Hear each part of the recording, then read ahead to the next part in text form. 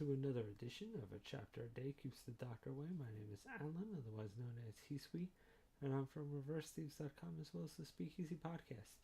And this time I'm looking at Chapter 436 of Hayate the Combat Butler, A Dream About Santa Claus. And in many ways, this chapter kind of ties back in to the very beginning of Hayate, when Hayate is originally planning to kidnap Nagi in the first chapter. We see that whole scene with Santa Claus telling him about how he doesn't visit poor kids, and that those who work hard get the last laugh. And so, it seemed a throwaway line. Just a funny way to start the series.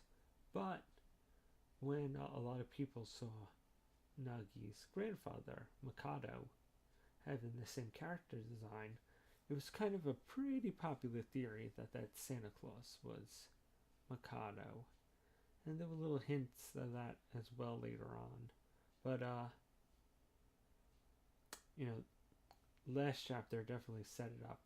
And this chapter proved that, in fact, the Santa Claus that Hayate remembers as a dream was, in fact, Mikado. But it doesn't exactly happen how Hayate kind of dreamed it to happen.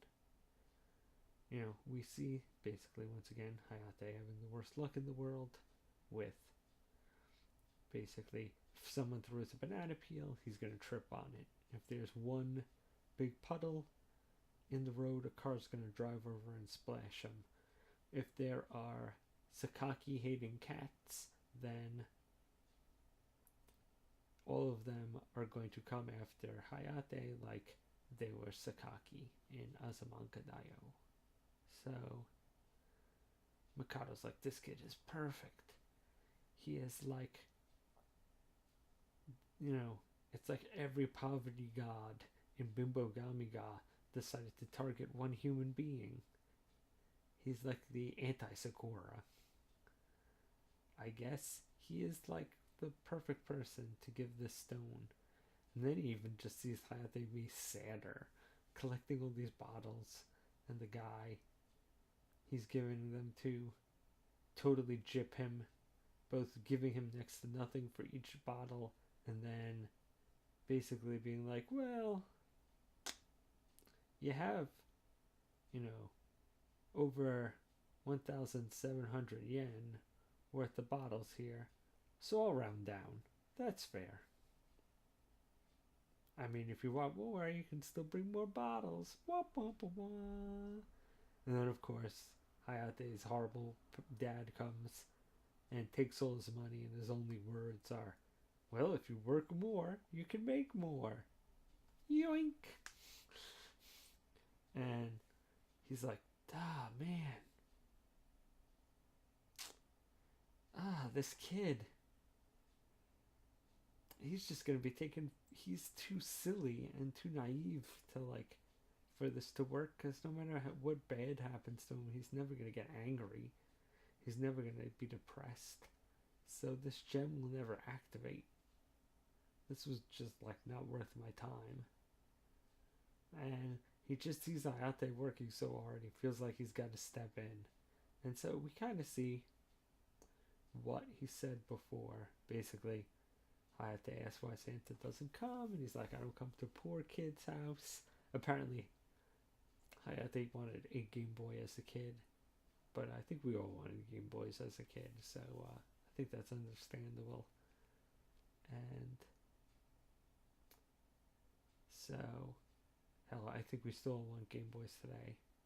But yeah, Mikado actually gives him the stone. So he does actually get a present from Santa. And he puts that in the little bag where he puts all his precious items. So theoretically, if his parents haven't stolen it, which might be a possibility, it would not be above his parents to steal from his little treasured item bag.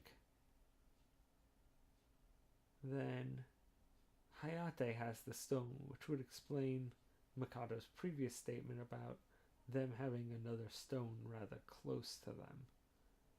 It wouldn't be on some other character. It would be one that Hayate got himself a long time ago. So, And other than that,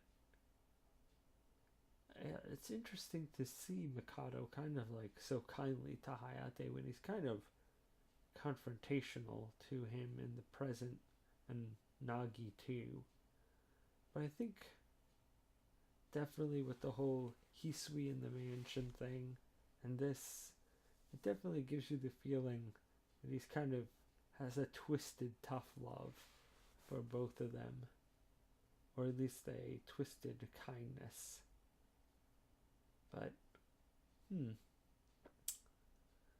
it was nice to kind of finally, since it was becoming fairly obvious that Mikado was that Santa Claus, to have that come full circle. It's good to know, theoretically, where the stone they're looking for is. It's Hayate, so there are going to be complications.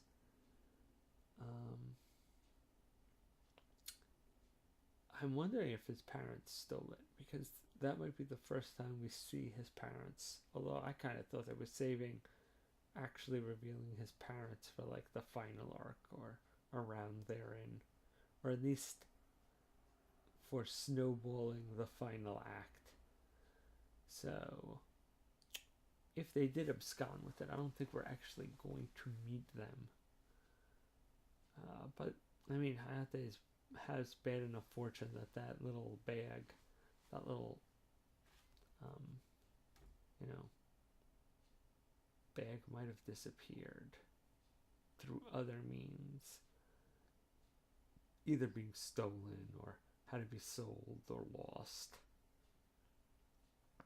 So I kind of have the feeling that someone's going to tell Hayate it's there, and then they're going to have to spend a while getting it back.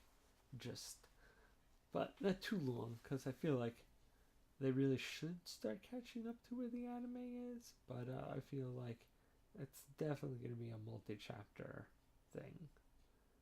But good stuff. Glad to see Hayate back. Glad to see, once again, another significant plot chapter. Those are always what the other fans like. I like all kinds of chapters, but I always feel like after a lot of gag things, and especially after the Dojinshi arc, which was really important, but not necessarily all the time super plot and major plot important. It was kind of more character plot focused. So to have some of the general meta plot finally coming into play was once again good. Kind of like finding out who Hausen works for. But curious to see how this is going to all pay off in the next chapter. But until then, see you guys next week.